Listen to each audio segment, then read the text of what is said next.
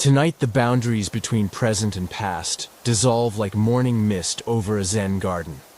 Feel the air heavy with incense and the silent weight of millennial traditions.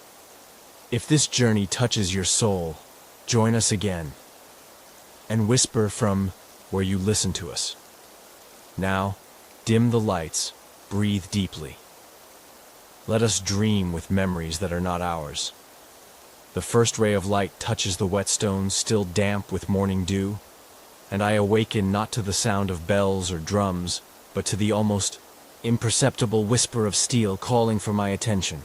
I am Togishi, a sword polisher, and my existence orbits around these sacred moments that precede battle, when the destiny of men and blades intertwines in rituals as ancient as the mountains surrounding our village. My workshop rests in absolute silence, a sanctuary where time seems suspended between breaths. The dark wooden walls absorb the secrets of decades, impregnated with the subtle aroma of wet stones and camellia oil. Each floorboard knows the weight of my knees during long hours of meditative work. Each ceiling beam has witnessed prayers, whispered over blades that carried the souls of their bearers. The dawn light filters through the translucent paper of the shoji windows, creating a golden mosaic that dances over my workbench. There rest the tools of my art, stones of different grits arranged in ritual order, each with its personality and specific purpose. The coarsest stone, called arato, waits patiently beside its more refined sisters, the nagura, hazuya, and uchigomori, each representing a stage in the transformation journey that is to come. Today, as on so many other days lost in the mist of time, a samurai will come to me. Perhaps he will be young, with eyes still bright with ideals untested by iron and blood. Or perhaps he will be a veteran, whose scars tell stories that his words will never reveal. It matters not. All arrive with the same silent reverence, carrying their katanas as if transporting fragments of their own souls. The ritual always begins before their footsteps even touch the stone path leading to my door. It begins here, in this moment of awakening, when my consciousness emerges from sleep, like a blade emerging from its sheath. I feel the weight of responsibility settle upon my shoulders, like an invisible mantle. For I know that the work of my hands may determine whether a man returns to embrace his family, or whether his sword becomes a silent relic of interrupted dreams. The tradition of the Togishi reaches back to centuries lost in the mist of history, when the first masters discovered that a blade is not merely forged metal, but a mirror of the human soul. Each scratch removed, each imperfection polished, each reflection perfected represents not only the improvement of the weapon, but the purification of the spirit that will wield it. We are, in essence, curators of souls imprisoned in steel. I rise slowly, feeling the cold of the wooden boards beneath my bare feet. The movement is deliberate, almost ceremonial. There is no haste in the world of the Togishi, for haste is the enemy of perfection, and imperfection can cost a life. My breath forms small clouds in the morning air, reminding me that I am alive, that I have the privilege of serving this ancestral art for one more day. I walk to the bench where my stones rest, and for a moment, I simply contemplate them. Each was inherited from my master, who received them from his, in an unbroken lineage that extends like invisible roots through the generations. Some came from the sacred mountains of Narutaki, others from secret quarries known only to the most experienced Togishi. All carry in their rough texture the memory of thousands of blades they have touched, thousands of stories they have helped to write. The morning silence is broken only by the distant sound of a temple bell, echoing through the valley like a reminder that even in the most mundane moments, the sacred is present. And perhaps this is what moves me most in this profession. The understanding that each gesture, each movement of stone over steel, is a form of prayer, an offering to the gods of war and peace who govern the destiny of men. The air grows warmer as the sun climbs higher, and I know that soon the familiar sound of sandaled feet will announce the arrival of my visitor. But for now, in these precious moments of solitude, I allow myself to exist purely in the space between sleeping and waking, between the mundane and the sacred, where the true work of the Togishi begins, not with the touching of stone to steel, but with the preparation of the heart and mind to serve something greater than oneself. Tonight the boundaries between present and past dissolve like morning mist over a Zen garden. Feel the air heavy with incense and the silent weight of millennial traditions.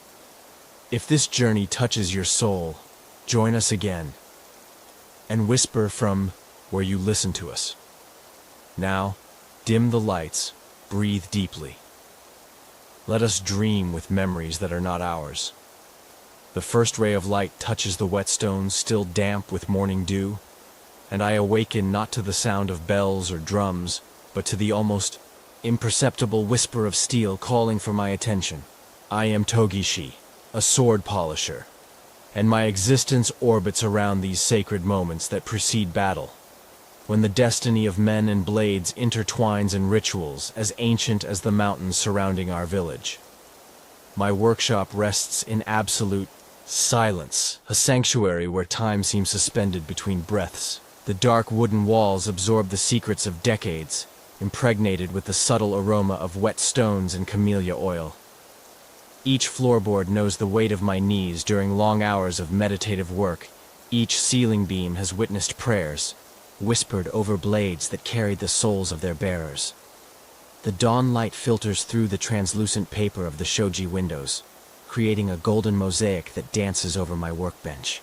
There rest the tools of my art, stones of different grits arranged in ritual order, each with its personality and specific purpose. The coarsest stone, called arato, waits patiently beside its more refined sisters, the nagura, hazuya, and uchigomori, each representing a stage in the transformation journey that is to come. Today, as on so many other days lost in the mist of time, a samurai will come to me. Perhaps he will be young, with eyes still bright with ideals untested by iron and blood. Or perhaps he will be a veteran, whose scars tell stories that his words will never reveal. It matters not. All arrive with the same silent reverence, carrying their katanas as if transporting fragments of their own souls. The ritual always begins before their footsteps even touch the stone path leading to my door. It begins here, in this moment of awakening, when my consciousness emerges from sleep, like a blade emerging from its sheath. I feel the weight of responsibility settle upon my shoulders, like an invisible mantle. For I know that the work of my hands may determine whether a man returns to embrace his family, or whether his sword becomes a silent relic of interrupted dreams. The tradition of the Togishi reaches back to centuries lost in the mist of history, when the first masters discovered that a blade is not merely forged metal, but a mirror of the human soul. Each scratch removed, each imperfection polished, each reflection perfected represents not only the improvement of the weapon, but the purification of the spirit that will wield it. We are, in essence, curators of souls imprisoned in steel. I rise slowly, feeling the cold of the wooden boards beneath my bare feet. The movement is deliberate, almost ceremonial. There is no haste in the world of the Togishi, for haste is the enemy of perfection, and imperfection can cost a life. My breath forms small clouds in the morning air, reminding me that I am alive, that I have the privilege of serving this ancestral art for one more day. I walk to the bench where my stones rest, and for a moment, I simply contemplate them. Each was inherited from my master, who received them from his, in an unbroken lineage that extends like invisible roots through the generations. Some came from the sacred mountains of Narutaki, others from secret quarries known only to the most experienced Togishi. All carry in their rough texture the memory of thousands of blades they have touched, thousands of stories they have helped to write. The morning silence is broken only by the distant sound of a temple bell, echoing through the valley like a reminder. that even in the most mundane moments, the sacred is present. And perhaps this is what moves me most in this profession. The understanding that each gesture, each movement of stone over steel, is a form of prayer, an offering to the gods of war and peace who govern the destiny of men. The air grows warmer as the sun climbs higher, and I know that soon the familiar sound of sandaled feet will announce the arrival of my visitor. But for now, in these precious moments of solitude, I allow myself to exist purely in the space between sleeping and waking, between the mundane and the sacred, where the true work of the Togishi begins, not with the touching of stone to steel, but with the preparation of the heart and mind to serve something greater than oneself. The selection of stones is perhaps the most intimate conversation I will have today, though no words are spoken. Each stone rests in its designated place, arranged not by size or color, but by the subtle harmonies that exist between them. Relationships forged through decades of shared purpose.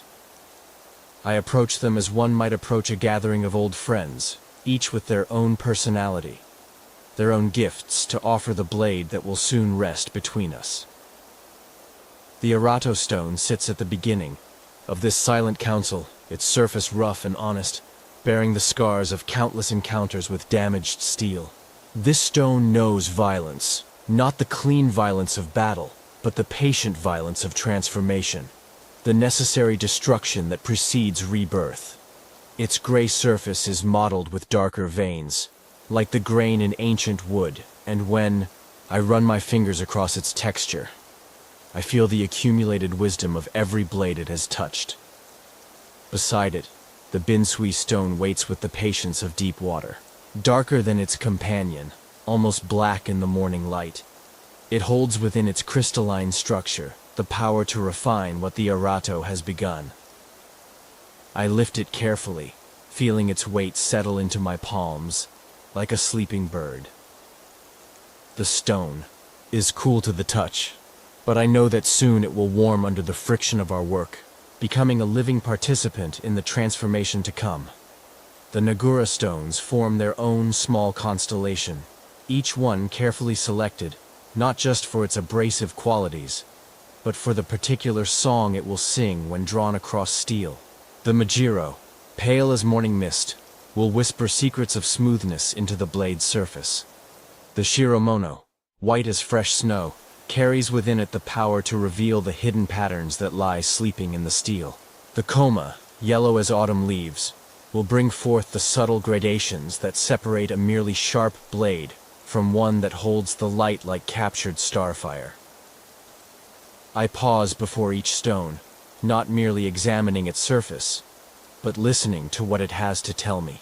The Hazuya stone, thin as paper and delicate as butterfly wings, speaks of finesse and precision. It has been cut from its parent stone with the care of a surgeon, each slice revealing new possibilities for perfection. When I hold it up to the light, it becomes translucent, and I can see through it as if looking through a window into another world. The Uchigumori stone sits apart from the others, its surface so fine it seems almost soft to the touch. This stone will be the last to touch the blade, the final voice in our chorus of transformation. It holds within its pale gray surface the power to create mirrors, to transform rough steel into something that can reflect not just light, but the soul of the one who gazes into it. I treat it with special reverence, for it carries the greatest responsibility to reveal the true nature of what we have created together. But choosing the stones is only half the conversation. I must also select the compounds that will mediate between stone and steel. The mysterious powders and pastes that carry within them the accumulated knowledge of generations. The tojiru, a paste made from the finest stone dust mixed with oil, sits in a small ceramic pot that has been in my family for 7 generations. Its consistency must be perfect. Too thick, and it will obscure the blade's surface. Too thin, and it will not carry the abrasive particles where they need to go. The Uchiko powder, made from the same stone as the final polishing stage, rests in a silk pouch that whispers when I touch it. This powder is so fine it seems to float rather than fall, and when applied to the blade, it creates a surface so smooth it seems to exist in a realm beyond the physical.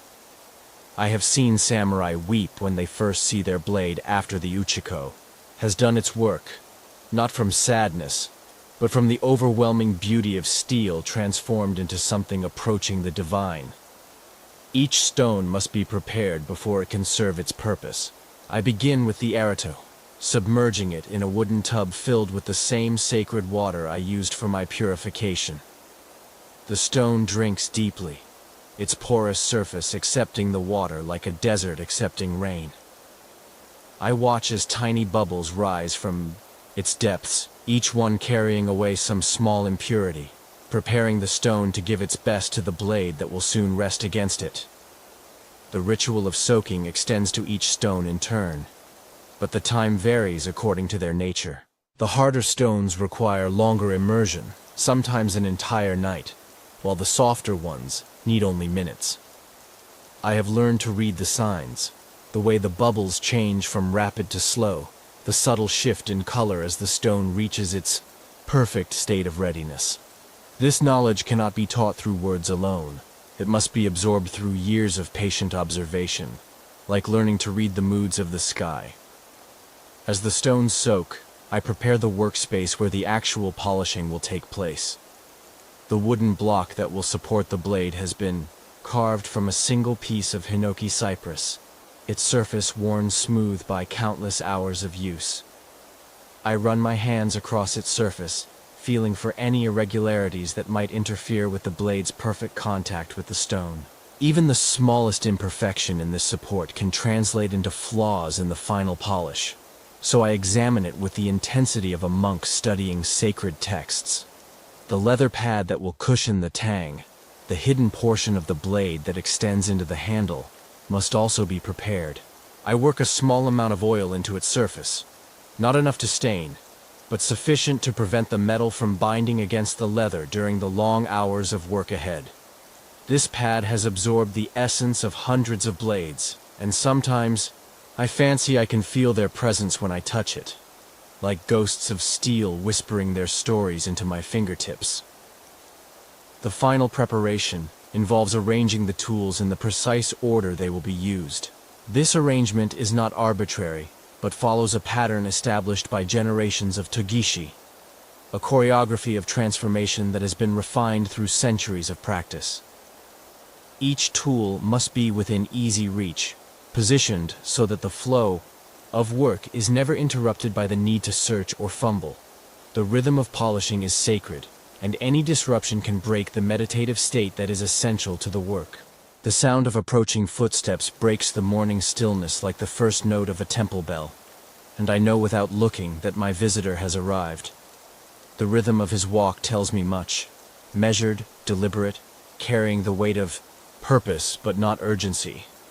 This is not a young warrior rushing toward glory, but someone who understands that some things cannot be hurried, that the most important moments in life unfold at their own sacred pace. I do not rise immediately when his shadow falls across the threshold.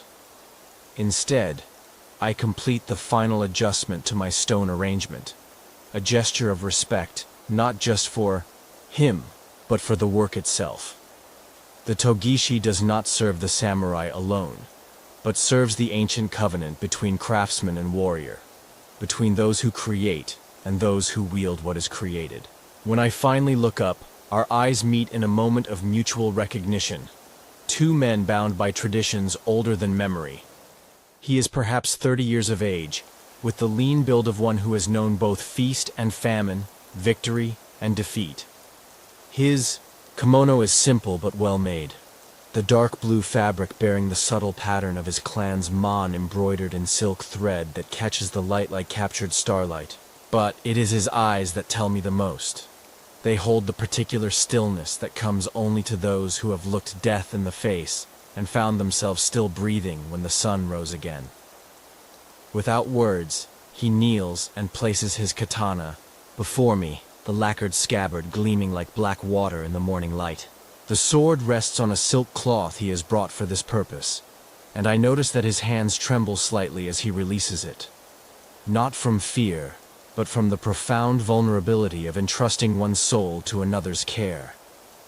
For that is what this moment represents, the temporary surrender of the thing that defines him most completely.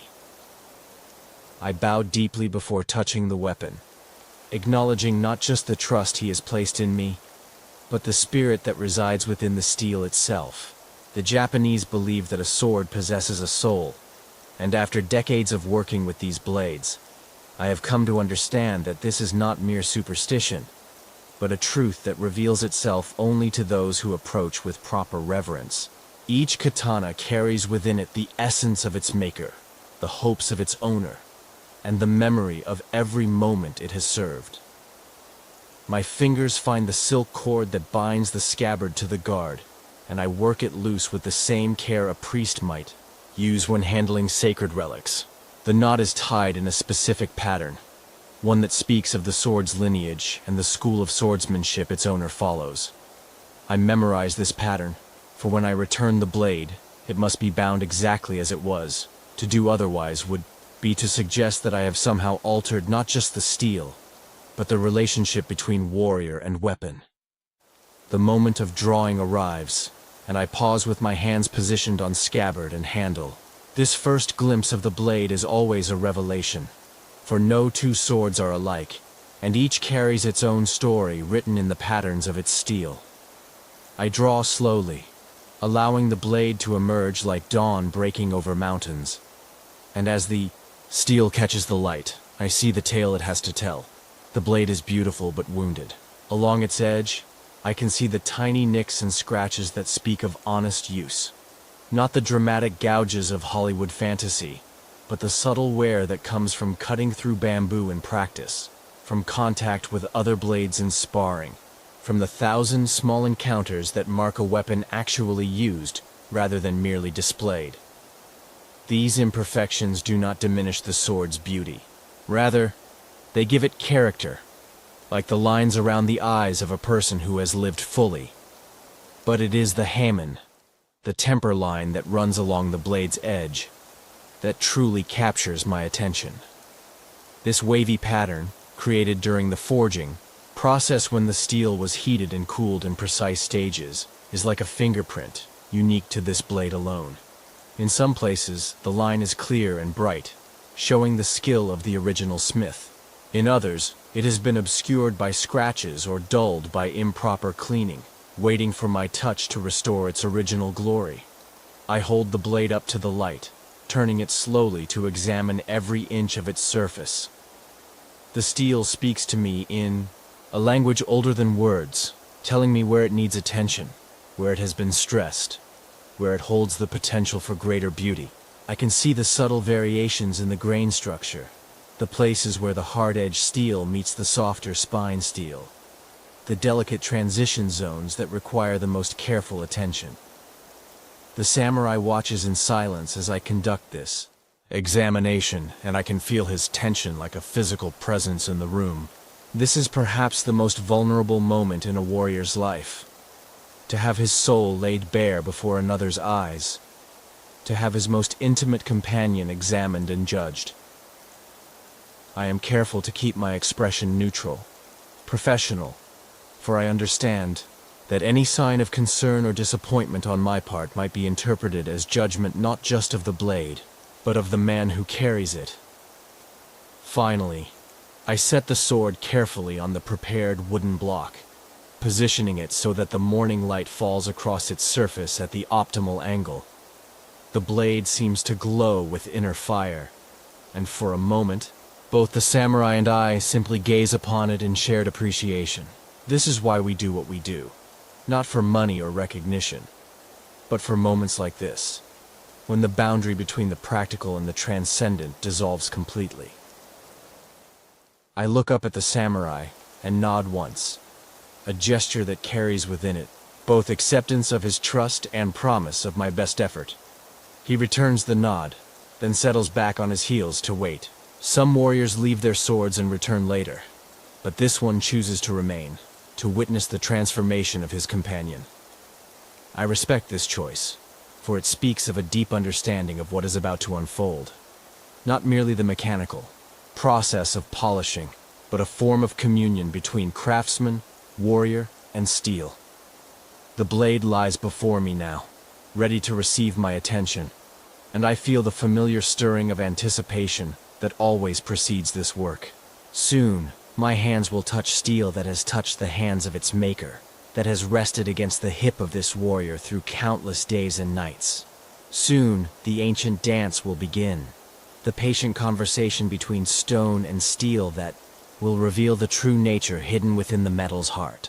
The first touch of stone to steel is always a moment of profound communion, like the meeting of old friends who have been separated by time but never truly apart. I lift the Erato stone from its water bath, feeling its weight settle into my palm. With the familiarity of countless repetitions, water drips from its surface in a gentle rhythm, each drop carrying away the last traces of separation between tool and purpose. I position myself in soothe, the formal kneeling posture that my master taught me decades ago, when my knees were young and my understanding shallow. Now, the position comes naturally, my body settling into the stance like water finding its level. This posture is not mere tradition but necessity. It centers my weight, steadies my breathing, and creates the stable foundation from which precise movement becomes possible. The blade rests before me on its wooden support, and I study its surface, one final time before beginning. In the morning light, I can see the microscopic landscape of its steel. Tiny valleys where scratches have carved their stories, minute peaks where the metal has been raised by impact or wear. This topography will guide my work, for the art of polishing is not about imposing my will upon the steel, but about listening to what it needs and responding with appropriate touch. I place the stone against the blade near the guard, where the steel is thickest and most forgiving of pressure. The contact creates no sound at first, just the subtle sensation of texture meeting texture, roughness encountering smoothness. I begin to move the stone in long, deliberate strokes, following the curve of the blade from guard to tip. Each movement, flowing into the next like water following the course of a stream. The rhythm establishes itself gradually, not forced but discovered. My breathing synchronizes with the movement of my hands, creating a meditation in motion that quiets the chattering mind and opens the deeper awareness needed for this work. The stone whispers against the steel, a sound so soft it might be mistaken for silence. Yet to my trained ear it carries volumes of information about pressure, angle, and the steel's response to my touch. As I work, I become aware of the samurai's presence behind me, his breathing steady and controlled. He does not speak, understanding instinctively that words would break the delicate concentration required for this task. Instead, he becomes part of the meditation, his silent witness adding weight and meaning to each stroke of stone against steel. I feel his attention like warmth against my back, the focused awareness of a warrior watching his soul being tended. The first pass with the Erato reveals the blade's true condition.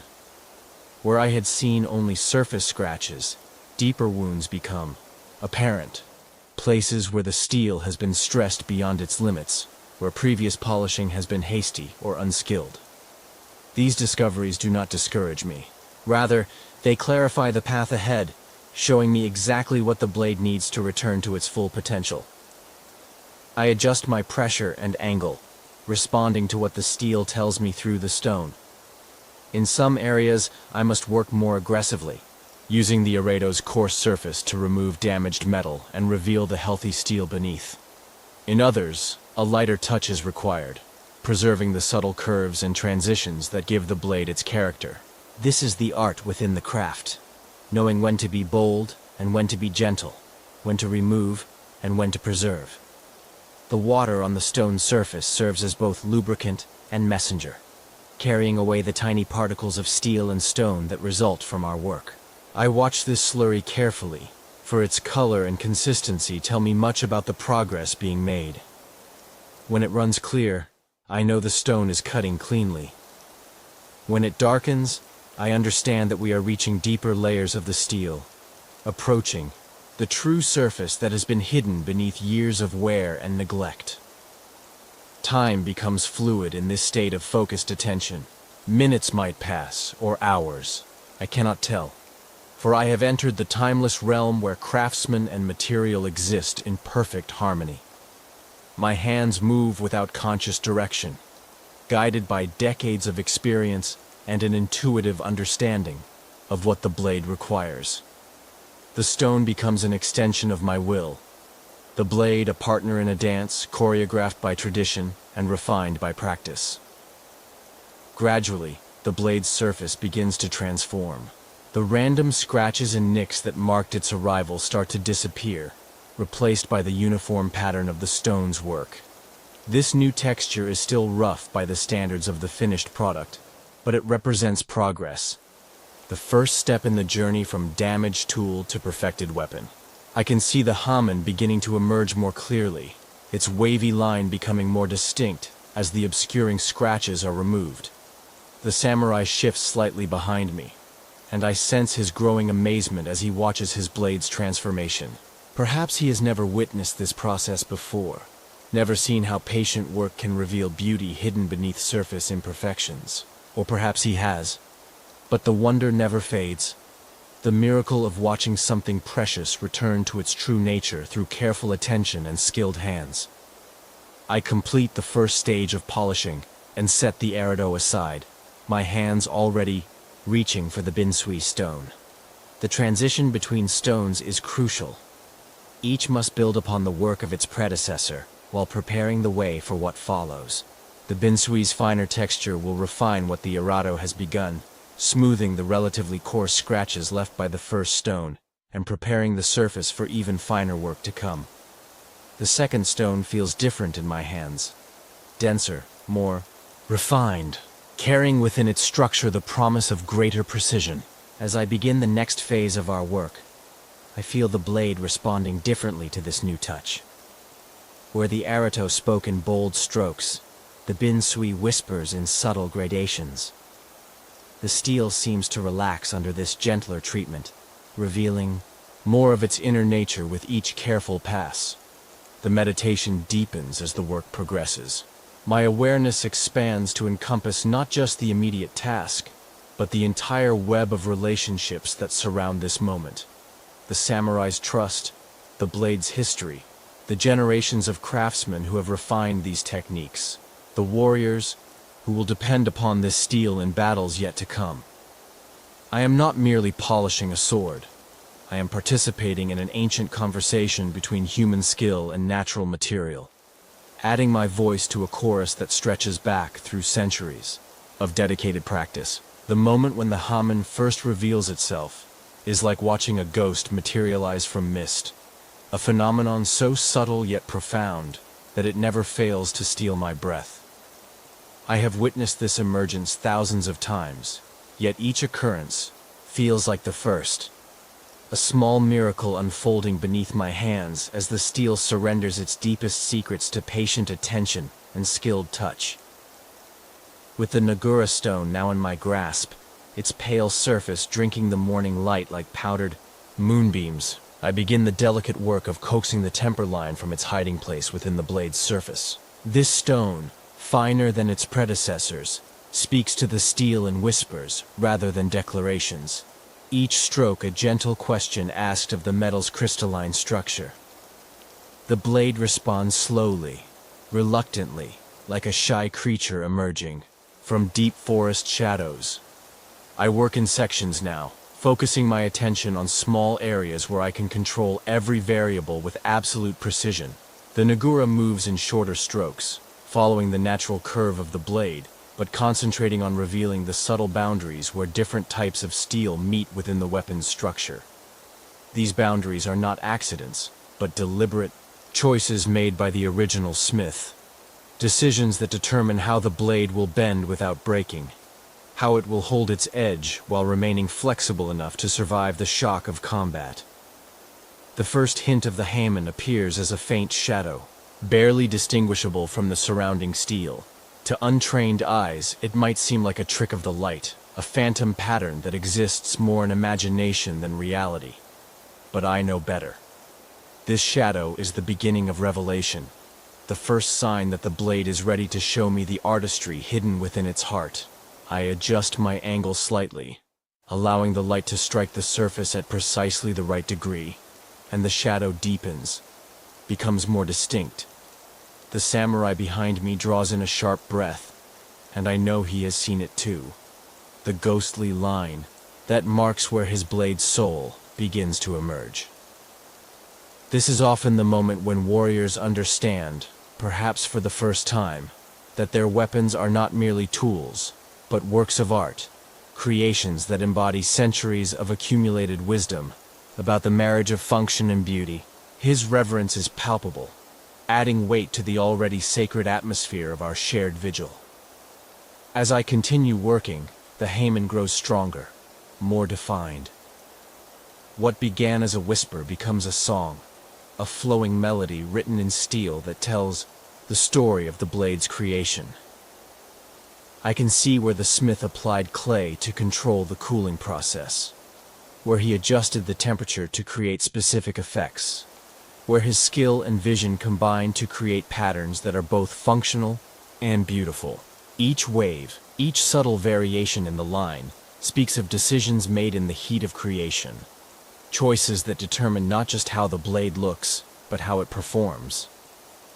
The pattern emerging before me is what we call notare, a gently undulating line that flows like a calm river, rising and falling in smooth curves that suggest both power and grace. This is not the dramatic, flame-like Haemon of some schools, nor the straight, severe line favored by others, but something more subtle, more refined. It speaks of a smith who valued elegance over ostentation, who understood that true beauty lies not in bold gestures but in perfect proportion and harmonious balance. I pause in my work to study what has been revealed, allowing my eyes to trace the Haemon's path from guard to tip. In some places, the line is crisp and clear, showing where the original polishing was done with great skill. In others, it fades or becomes indistinct, marking areas where previous work was less careful or where the blade has suffered damage that obscured its original beauty. These variations create a map of the sword's history, a visual record of every hand that has touched it, every moment of care or neglect it has experienced. The steel itself tells stories beyond the Haemon. I can see the hada, the grain pattern of the metal, beginning to emerge as well, revealing the folding and forging techniques used in the blade's creation. This particular sword shows the subtle wood grain pattern called mokume, where the steel has been folded and welded so many times that its structure resembles the growth rings of an ancient tree.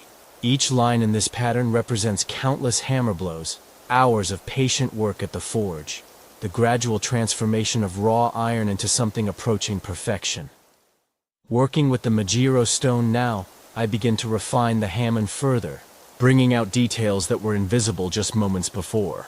This stone, white as fresh snow and almost as soft, removes the finest scratches left by the Nagura, creating a surface so smooth it begins to approach the reflective quality of still water. Under this treatment, the Haemon becomes not just visible, but luminous, seeming to glow with inner light as if the fire of its creation still burned within the steel. The boundary between the hard-edged steel and the softer spine steel becomes increasingly apparent as the polishing progresses. This transition zone, called the habuchi, is perhaps the most critical area of the entire blade, for it is here that the sword's flexibility and strength are balanced in perfect harmony. Too abrupt a transition, and the blade becomes brittle. Too gradual, and it loses its ability to hold a keen edge.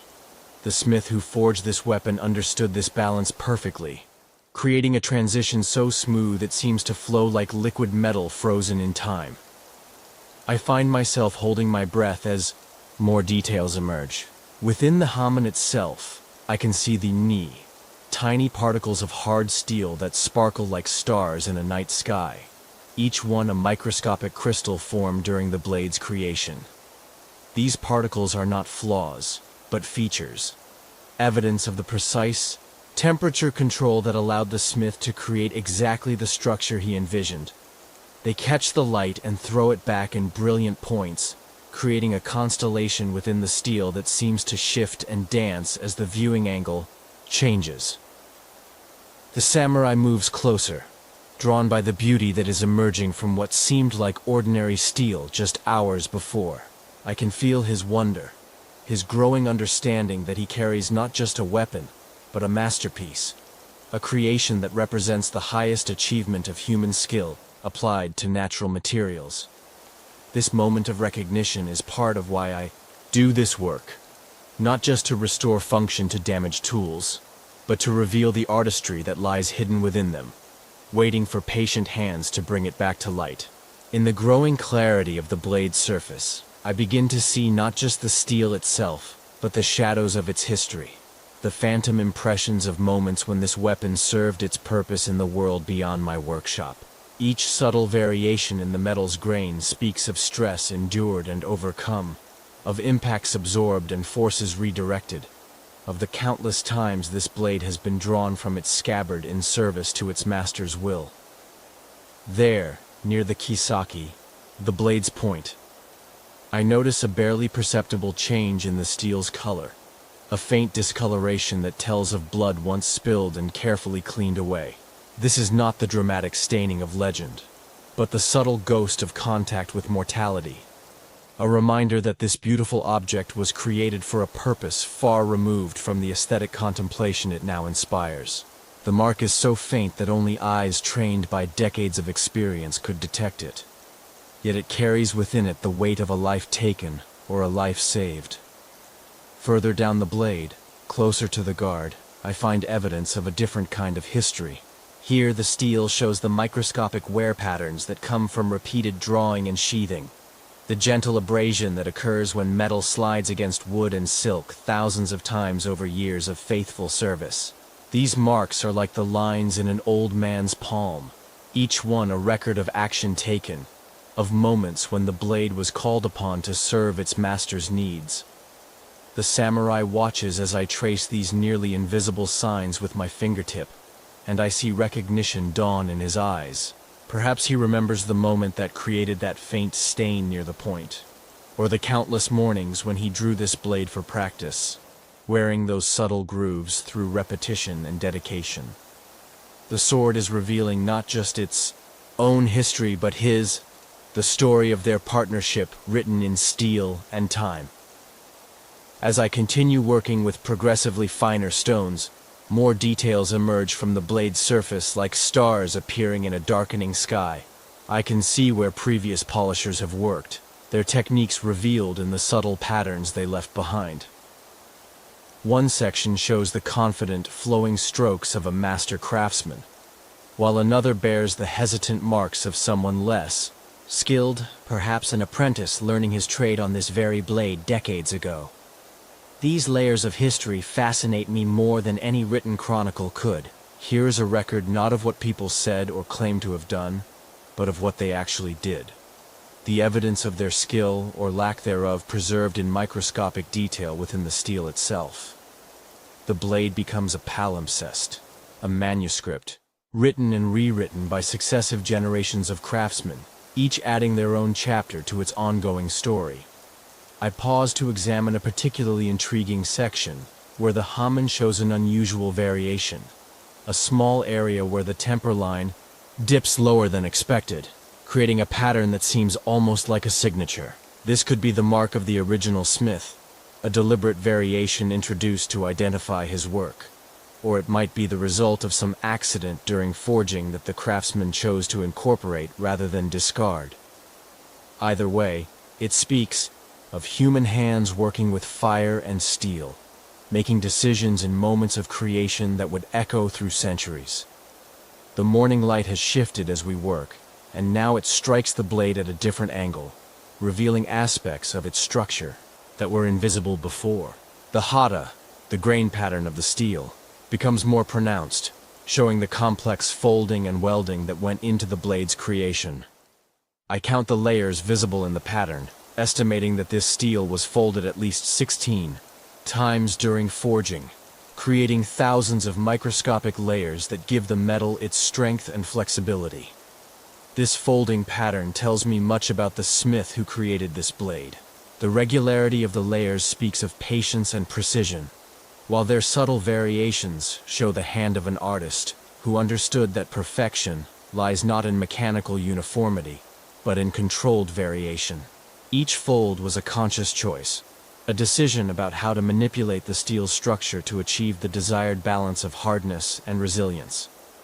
I find myself thinking about the chain of hands that have touched this blade, the smith who forged it, the polishers who refined it, the warriors who carried it, the craftsmen who maintained it. Each person in this chain contributed something to what I now hold, adding their skill and care to the accumulated wisdom embedded in the steel. I am merely the latest link in this chain, temporary guardian of something that will outlive me as it has outlived all who came before. The samurai shifts position behind me, and I sense his growing emotional connection to what he is witnessing. Perhaps he has never truly seen his blade before, not just looked at it, but seen it with the kind of attention that reveals its deeper nature. The polishing process is stripping away not just physical imperfections, but the veil of familiarity that can blind us to the miraculous nature of everyday objects. As I work with the Shiromono stone, its white surface gradually darkening with the steel particles it removes, I begin to see reflections appearing in the blade's surface. At first, these are just hints, brief flashes of light that seem to come from within the steel itself. But, as the surface becomes smoother, the reflections grow stronger, clearer, until I can see my own face looking back at me from the metal's mirror-like finish. This moment always moves me profoundly. To see oneself reflected in steel that has been shaped by human hands, polished by human patience, and dedicated to human purposes, is to confront the deep connection between maker and made, between the tools we create and the selves we become, through creating them. The blade reflects not just my physical features, but something of my spirit as well. The concentration, the reverence, the love for this ancient craft that has shaped my life as surely as I am now shaping this steel. The reflection wavers as I continue polishing, my image fragmenting and reforming with each stroke of the stone. In these shifting reflections, I sometimes fancy I can see the faces of all who have worked on this blade before me, a procession of craftsmen stretching back through time, each one adding their contribution to the beauty that now emerges under my hands. We are all here in this moment, all present in the steel's memory, all part of the continuing story that this blade tells. The ritual of oiling is perhaps the most intimate moment in the entire process, when the blade receives its final blessing before returning to the world of conflict and purpose. I reach for the small ceramic vessel that contains the precious camellia oil, its surface worn smooth by generations of hands that have performed this same sacred act. The oil within is golden as captured sunlight, refined through processes known only to a few masters who guard their secrets as jealously as samurai guard their honor. I warm the oil between my palms, feeling its viscosity change as it responds to the heat of my body. This warming is not mere practicality, but reverence. The oil must be at the same temperature as living flesh when it touches the steel, creating a bond between the organic and the metallic that transcends mere chemistry. The scent rises from my cupped hands, sweet and subtle, carrying within it the essence of flowers that bloomed in gardens I will never see, tended by hands that understood the sacred nature of their work. The blade lies before me now in its full glory, its surface so perfectly polished that it seems to exist in a realm beyond the physical. Every detail of the hamen is visible, from the bold primary line to the finest subsidiary patterns that dance around it like tributaries feeding a great river. The enye sparkle like captured stars, while the nioi, the softer, cloud-like formations, within the temper line, create areas of subtle beauty that seem to shift and breathe in the changing light. I take up a piece of silk so fine it seems woven from spiders' webs, its texture so delicate that it barely registers against my fingertips. This cloth has been prepared specifically for this moment, washed in pure water and dried in mountain air until it holds no trace of impurity that might mar the blade's perfect surface. As I dip it into the warmed oil, the silk darkens slightly, becoming a vehicle for the protective essence that will shield the steel from the corrupting touch of moisture and time. The first application of oil is always a moment of transformation. As the silk touches the blade's surface, the steel seems to come alive, its reflective quality deepening until it becomes like a window into another world. The oil spreads in an impossibly thin layer, so fine that it is more suggestion than substance, yet sufficient to create a barrier between the precious steel and the hostile environment that awaits it beyond these walls.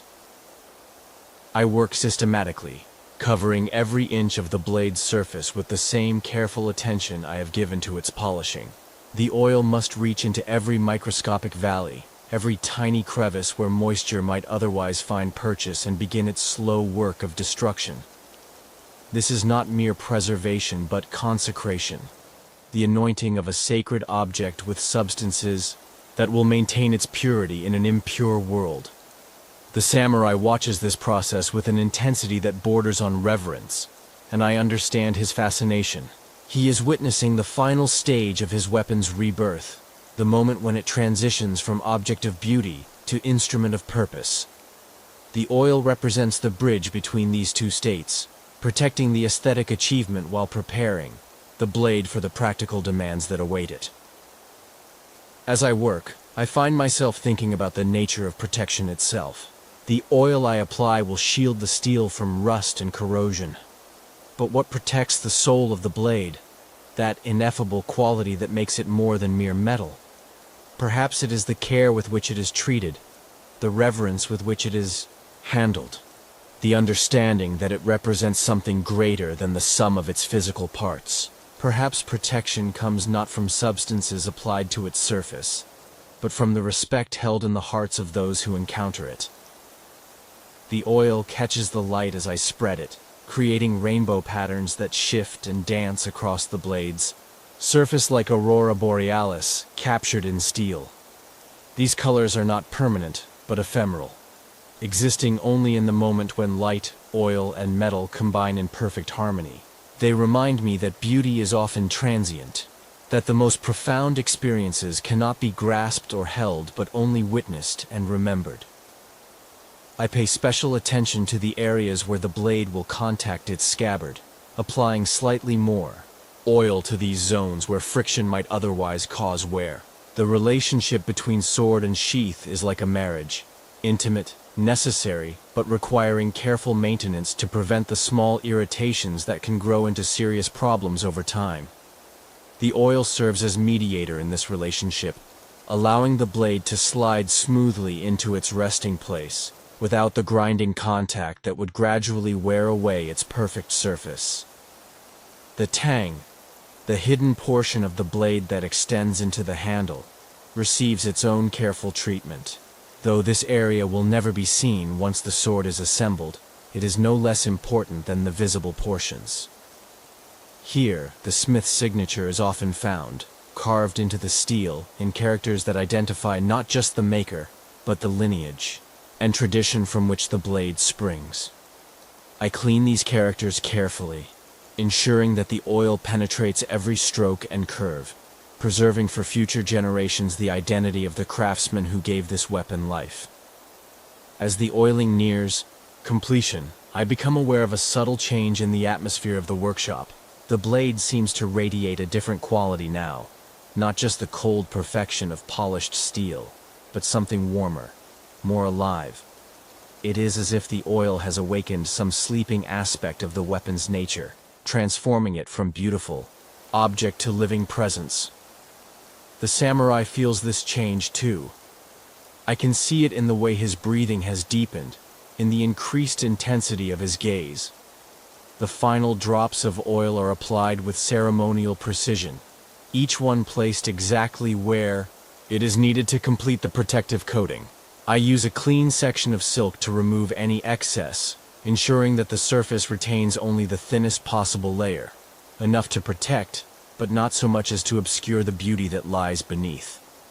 The blade emerges from this final treatment, like a butterfly from its chrysalis, transformed and ready for whatever destiny awaits it. I set down the oiling cloth and step back to admire our work. The blade lies before us in perfect stillness, its surface so flawless it seems to exist outside the normal laws of physics. Every scratch has been erased, every imperfection removed, every hidden beauty revealed and enhanced. It is no longer the damaged weapon that arrived with the dawn, but something approaching perfection, a synthesis of human skill and natural material that transcends both. The final polishment carries with it a weight that transcends the physical act itself. The knowledge that each stroke of the stone may be among the last this blade receives from my hands. There is a melancholy beauty in this finality, like the last notes of a song that has moved the soul, or the final brushstroke on a painting that captures a moment of perfect truth. I lift the Hazuya stone, thin as a whisper, and delicate as morning frost, knowing that it will complete the transformation we have undertaken together. This stone, cut from the finest uchigomori, and backed with paper so that it flexes like living skin, represents the culmination of centuries of refinement in the polisher's art. It is so thin that light passes through it, creating an ethereal quality that seems appropriate for this final stage of our work.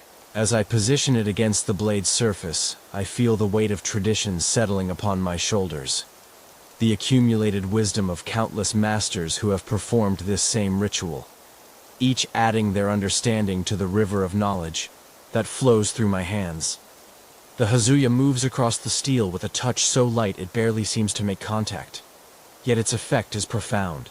Under its caress, the blade's surface achieves a level of perfection that seems to exist beyond the physical realm. The reflection becomes so clear, so pure, that it seems capable of showing not just what is, but what might be. A mirror that reflects possibility as much as reality. Each pass of the stone removes imperfections so minute they exist at the very edge of perception. Yet their absence transforms the entire character of the surface. I work in sections now, each area receiving the same meticulous attention that a master calligrapher might give to a single character in an important document. The blade must be perfect, not just as a whole, but in every detail, every microscopic portion of its surface. This is the standard that separates the true Togishi from the merely competent. The understanding that excellence admits no compromise, that perfection is not a destination but a way of traveling. The samurai has grown very still behind me, and I sense that he too feels the gravity of this moment. Perhaps he understands, as I do, that we are approaching the end of something precious.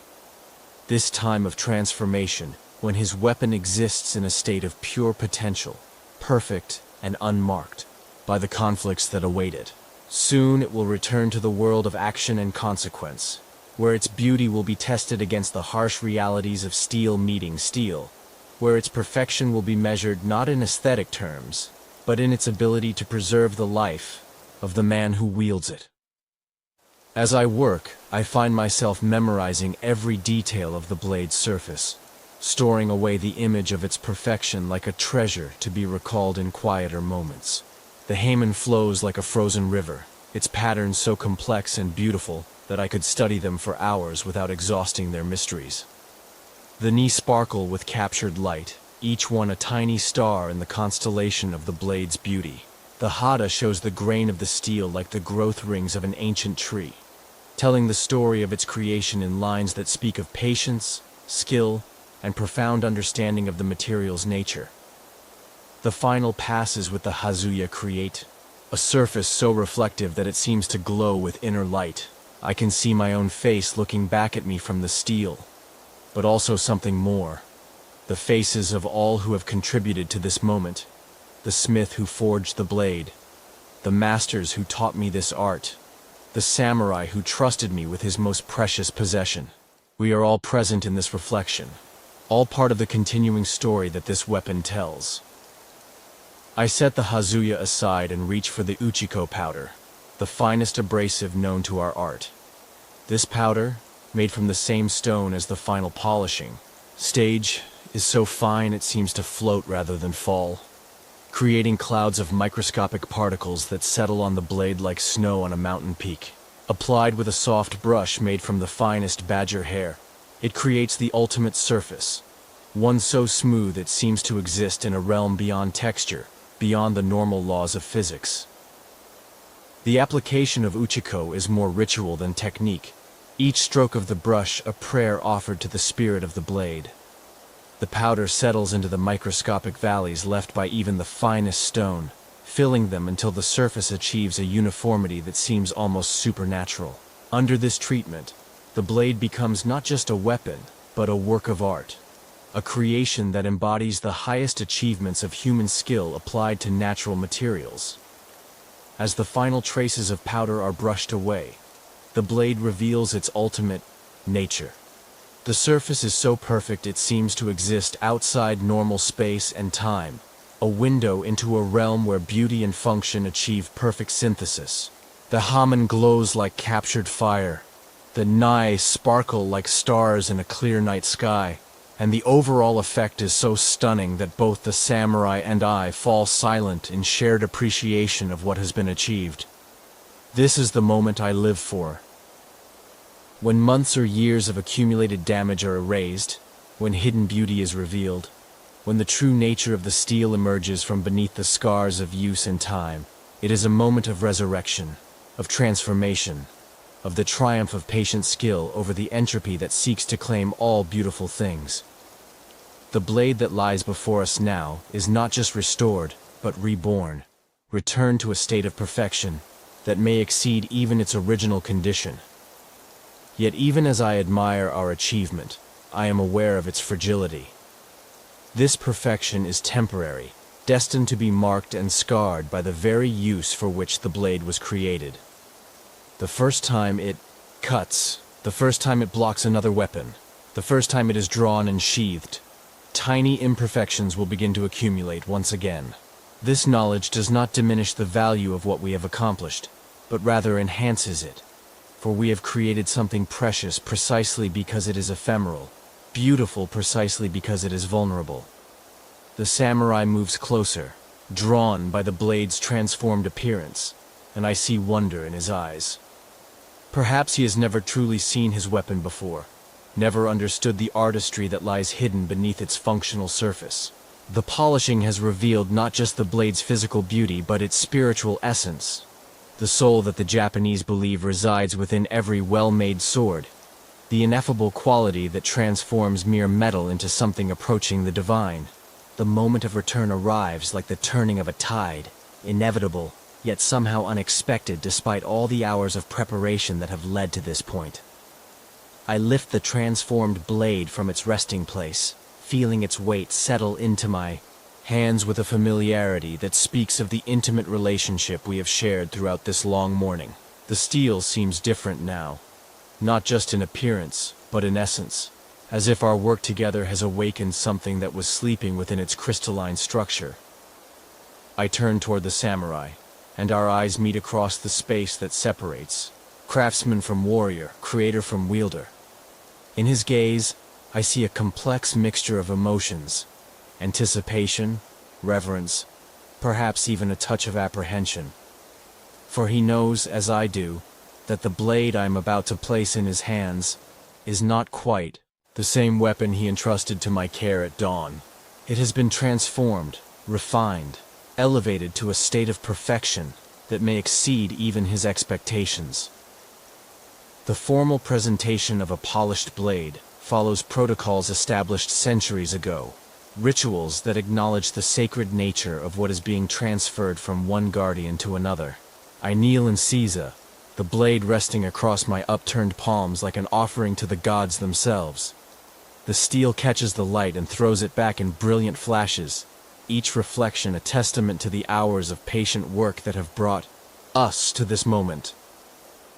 The samurai approaches with measured steps, his own movements taking on the ceremonial quality that this moment demands. He too kneels, positioning himself so that we face each other across the small distance that separates our hands. For a moment, neither of us moves, both understanding that this transfer represents more than the simple return of property. It is the completion of a sacred trust, the fulfillment of an ancient covenant between those who make and those who use what is made. When he finally extends his hands to receive the blade, I see that they tremble slightly, not from weakness or fear, but from the profound emotion of this reunion. His fingers brush mine as the weight of the weapon transfers from my care to his, and in that brief contact, I feel the completion of a circuit that has been building throughout our shared vigil. The blade has found its way home, returning to the hands that know its balance, its temperament, its particular way of moving through the world. He lifts the weapon slowly, reverently, holding it up to catch the morning light that streams through the workshop windows. The transformation is so complete, so dramatic, that for a moment he simply stares in wonder at what his blade has become.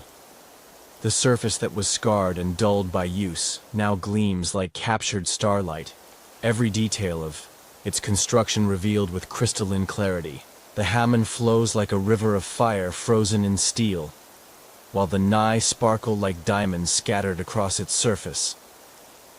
I watch his face as he examines the blade, seeing the recognition dawn in his eyes as he discovers beauties that were hidden beneath years of accumulated wear.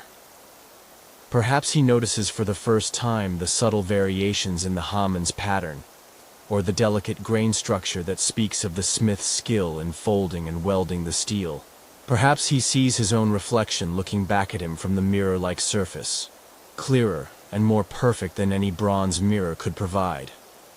The silence between us is profound, filled with the weight of shared understanding.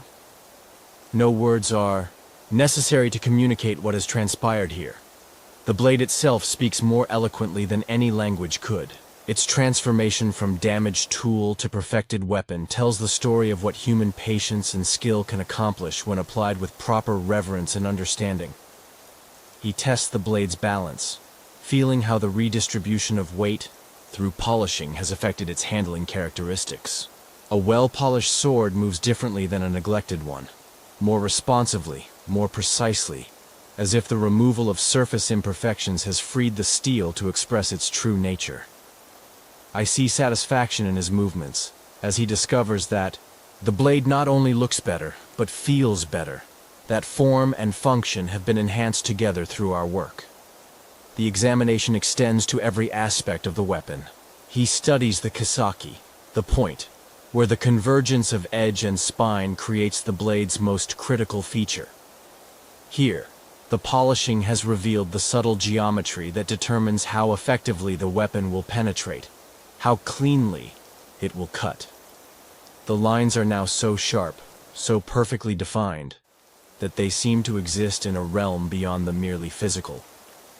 As he continues his inspection, I find myself studying his face, reading in his expressions the success or failure of my efforts, the slight widening of his eyes when he notices a particularly beautiful section of Haman, the almost imperceptible nod when he feels the improved balance, the way his breathing deepens as he absorbs the full impact of the transformation. All these signs tell me that our work has achieved its purpose. The formal examination concludes, but he continues to hold the blade, reluctant to return it to its scabbard and end this moment of perfect revelation. I understand his hesitation. Once sheathed, the weapon will return to its role as tool and symbol, its beauty hidden beneath the practical demands of daily carry. This may be the last time for months or years that its full glory will be visible, the last opportunity to appreciate the artistry that lies at the heart of its function. When he finally does begin to sheath the blade, he moves with ceremonial slowness, as if reluctant to break the spell that our shared vigil has created. The steel slides into the lacquered scabbard with a whisper of silk against wood, the sound so soft it might be mistaken for a sigh. The weapon disappears from view, but its presence remains, transformed, perfected, ready once again to serve its master's needs. He secures the silk cord that binds scabbard to guard, tying it in the same pattern I had memorized hours earlier.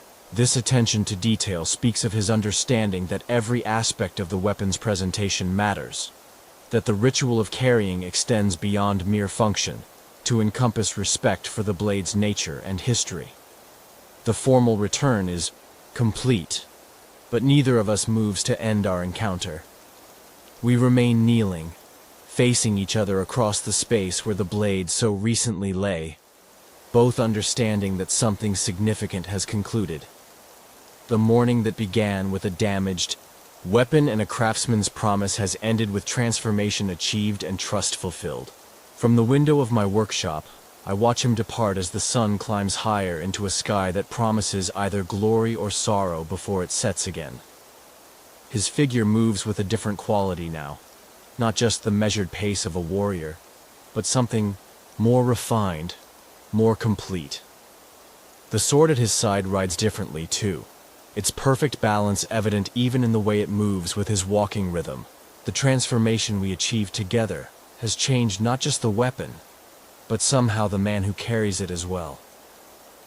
The path he follows winds through the village like a stream finding its way to the sea, past houses where families still sleep in the peace that his vigilance helps to preserve.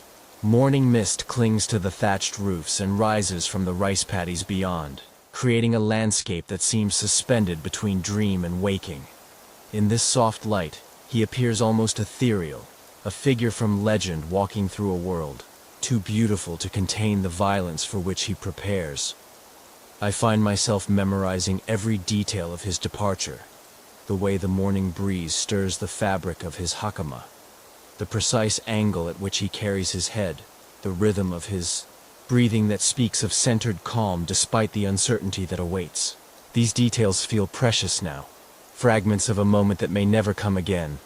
For I know, as he knows, that warriors sometimes leave for battle and do not return, that the blade I have just perfected may become a memorial rather than a tool. The village begins to stir as he passes through it, early risers emerging to tend their gardens or prepare for the day's work.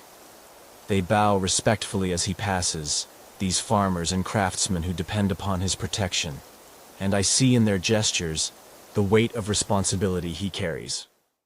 The sword at his side is not just his weapon, but their shield. Not just his burden, but their hope. The work I have done serves not only him, but all those who shelter behind his strength. As he reaches the edge of the village, he pauses and turns back toward my workshop. Even at this distance, I can feel his gaze finding my window, and for a moment we are connected across the space that separates us. Craftsman and warrior, maker and user, bound together by the ancient covenant that transforms metal into meaning. He bows once, deeply, and I return the gesture from my window, understanding that this may be our final communication. The fields beyond the village stretch toward mountains that rise like sleeping giants against the morning sky. Somewhere beyond those peaks lies whatever conflict calls him away from the peace of our small community. I try not to think about the specifics, whether it is bandits threatening a neighboring village, a border dispute with a rival clan, or something larger and more terrible. The details matter less than the simple fact that he goes to face danger with the blade I have prepared for him. I watch until he disappears into the morning haze, becoming first a distant figure, then a shadow, then nothing more than a memory carried in my heart. The silence that follows his departure feels different from the peaceful quiet that preceded his arrival. Heavier somehow, charged with the weight of possibilities both bright and dark. The workshop around me seems larger now, emptier, as if his presence had filled it more completely than I realized. Returning to my workbench, I begin the ritual of cleaning and organizing my tools, but my movements are mechanical, my thoughts still following the path he has taken. The stones that served us so well this morning must be cleaned and stored properly, their surfaces cleared of the steel particles that accumulated during our work. Each stone returns to its designated place, ready for the next blade that will require their services. the next warrior, who will entrust his soul to my care. The water I used for the purification ceremony has grown warm in its basin, and I pour it carefully onto the small garden that grows beside my workshop. This water, blessed by its role in our morning ritual, will nourish the plants that provide beauty and peace in this place of transformation. Nothing is wasted in the world of the Togishi. Even the humblest elements serve their purpose in the greater harmony of creation. As I work, I find myself thinking about the nature of completion and beginning, about how every ending contains within it the seeds of something new. The blade that left my workshop this morning carries with it not just the perfection we achieved together, but the potential for new stories, new experiences, new moments of testing and triumph. My work is finished, but the blade's true work is just beginning. The morning light shifts as clouds pass overhead, creating patterns of shadow and brightness that dance across the workshop floor. In these changing patterns, I see reflections of the uncertainty that governs all human endeavors. The way light and darkness alternate in our lives. The way moments of clarity give way to periods of confusion. The way beauty and danger exist, side by side in a world that admits no simple answers. I pause in my cleaning to look once more toward the window, hoping perhaps to catch a final glimpse of the departing warrior. But the landscape reveals only the peaceful activities of village life. A farmer leads his ox toward the fields. Children chase each other between the houses. An old woman tends her vegetable garden with the patient care that comes from decades of practice. Life continues its eternal rhythm, seemingly unchanged by the drama that has unfolded in my small workshop. Yet I know that everything has changed, that the departure of one man with one perfected blade has altered the balance of forces in ways too subtle to measure, but too important to ignore. Somewhere, in the distance, events are unfolding that will test not just the warrior's skill, but the quality of the work we accomplish together. The blade will speak for both of us when that moment comes, carrying our shared commitment to excellence into whatever trials await. The sun climbs higher, burning away the morning mist and revealing the world in sharp detail. The peaceful village, the distant mountains, the path that carried my visitor toward his destiny, all stand revealed in the clear light of day. But I know that beneath this surface tranquility, currents of change and challenge flow like underground rivers, shaping the landscape of human experience in ways that only become visible when they break through to the surface in moments of crisis and decision. The workshop settles into a profound stillness as the last echoes of departure fade into memory, leaving only the gentle whisper of settling dust and the distant murmur of village life continuing its eternal rhythm. I find myself suspended in this moment between completion and beginning, between the satisfaction of work well done and the quiet melancholy that always follows the end of something beautiful and meaningful. My hands, still bearing the subtle tremor that comes from hours of precise work, move slowly as I complete the final rituals of closure. Each tool must be cleaned with the same reverence that guided its use. Each stone returned to its proper place, with the understanding that it carries within its crystalline structure the memory of this morning's transformation. The workshop itself seems to exhale, releasing the concentrated energy that has filled it since dawn, allowing the space to return to its natural state of patient waiting. The water basin reflects the changing light as clouds drift across the sun, creating patterns that shift and flow like the thoughts moving through my consciousness. In these ripples, I see echoes of the blade's surface as it emerged from our work together. That perfect mirror that seemed to hold within it all the possibilities of steel transformed by human intention and skill. The memory of that perfection will sustain me through the quiet days ahead, when no warrior comes seeking transformation, and I am left alone with my stones and my dreams. I pour the remaining water slowly onto the earth outside my window, watching as it disappears into soil that has absorbed the offerings of countless such ceremonies. This water, blessed by its role in our morning ritual, carries with it something of the sacred energy that filled our work, returning it to the cycle of growth and renewal that governs all life. Nothing is truly lost, I remind myself. Every moment of beauty, every act of creation, every gesture of reverence adds something permanent to the world's store of meaning. The incense at my small shrine has burned down to ash, its sandalwood smoke having carried our prayers upward into realms beyond my understanding. I bow once more before the statue of Fudo-Myu, offering gratitude for the privilege of serving this ancient art, for the trust placed in my hands, for the opportunity to participate in the endless conversation between human skill and natural material that defines the craftsman's life. As I kneel there in the growing quiet, I become aware of the subtle sounds that surround me. The settling of wooden beams as the building adjusts to the warming day, the distant laughter of children at play, the rhythmic sound of someone splitting wood in preparation for the evening meal. These ordinary sounds ground me in the present moment, reminding me that life continues its patient work of creation and sustenance, even as warriors ride toward uncertain destinies. The blade that left my workshop this morning carries with it not just the perfection we achieved together, but something more intangible, the accumulated wisdom of generations of craftsmen who have refined these techniques, the prayers and intentions of all who have participated in this ancient ritual, the hope that beauty and function can be united in service of something greater than mere survival.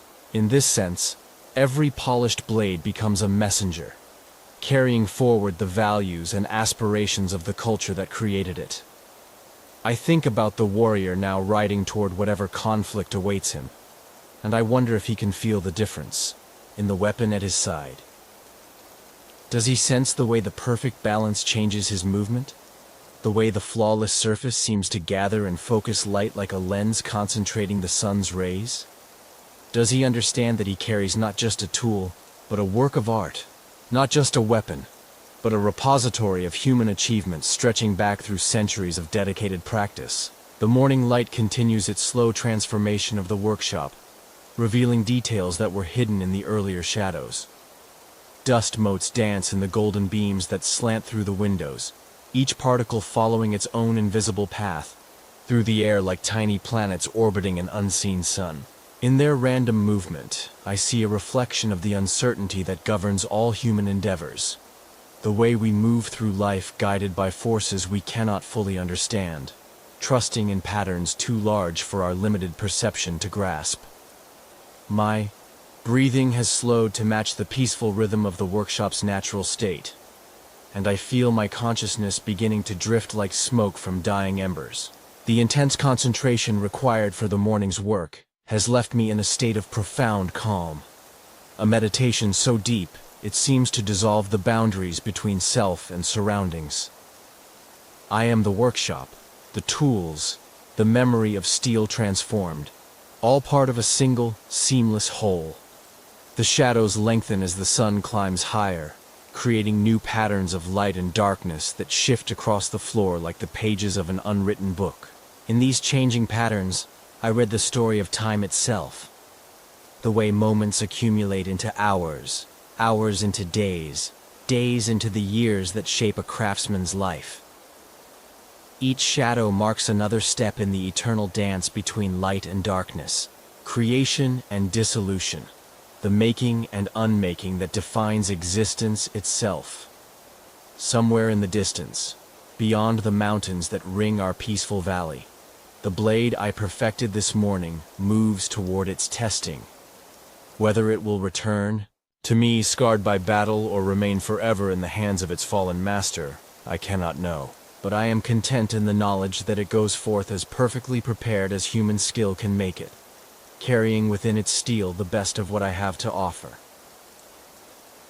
The workshop grows quiet around me, settling into the patient stillness that will sustain it until the next warrior arrives seeking transformation. My hands rest in my lap, finally still after their morning of precise movement, and I close my eyes to better hear the subtle music of silence. the sound of dust settling, of wood breathing, of time itself moving through the space like an invisible river carrying all things toward their appointed destinations. Good night, traveler of time. May your dreams carry echoes of the voices we have borrowed today, and may tomorrow find you rested in the gentle footprints we have left in the infinite sand of history. The workshop breathes now with the rhythm of completed work, each exhale releasing the concentrated energy of transformation, each inhale drawing in the peaceful essence of accomplishment.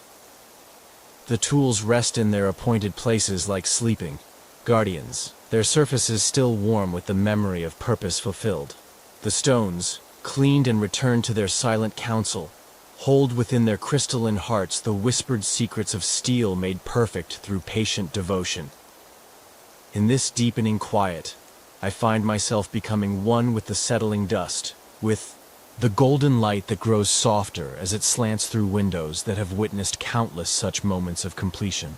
My consciousness drifts like incense smoke, carrying with it the accumulated peace of work done with reverence, of trust honored, of beauty revealed through the marriage of human skill and natural material.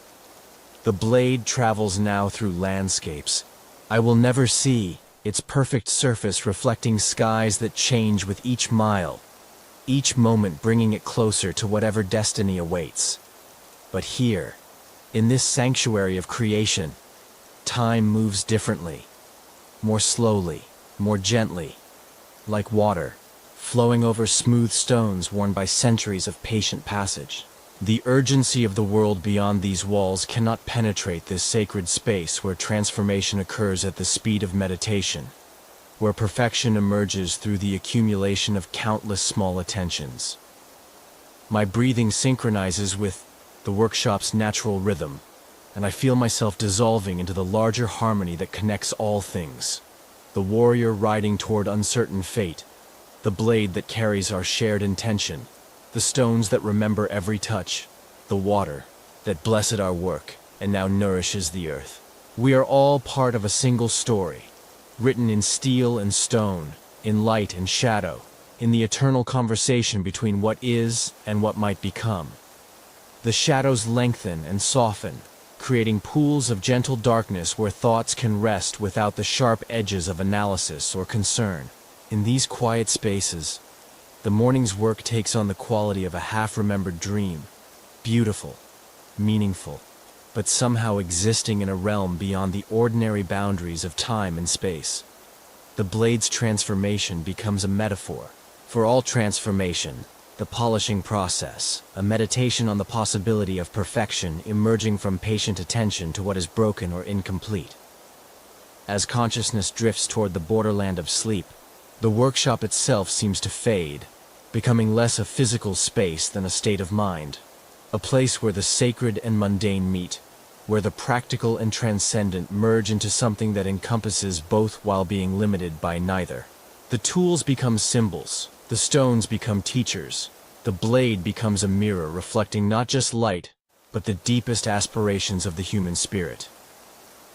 In this twilight realm between waking and sleeping, the boundaries between craftsman and craft dissolve completely.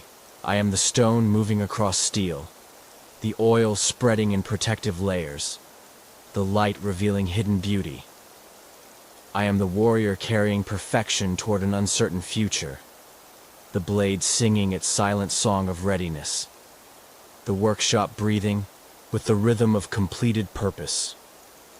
The last conscious thought drifts away like the final note of a temple bell, leaving only the profound peace that comes from work done with love, from trust honored, from beauty revealed and released into a world that hungers for such moments of transcendence. The workshop settles into its eternal patience, ready to receive the next seeker, the next blade, the next opportunity to participate in the ancient alchemy that transforms metal into meaning, craft into art, work into worship. Sleep comes now, like gentle rain on summer earth, carrying with it dreams of steel and starlight, of warriors and craftsmen, of the endless dance between creation and purpose that gives meaning to both. In these dreams, all blades are perfect, all warriors return safely home, and the work of transformation continues forever in workshops that exist beyond the reach of time or change. The infinite sand of history receives our footprints gently, preserving them not as marks of passage but as evidence of presence, proof that in this moment, in this place, human hands touched steel with reverence and found within it something approaching the divine. Rest now in this knowledge, traveler, and let the echoes of our shared journey carry you toward whatever dreams await in the peaceful country beyond consciousness.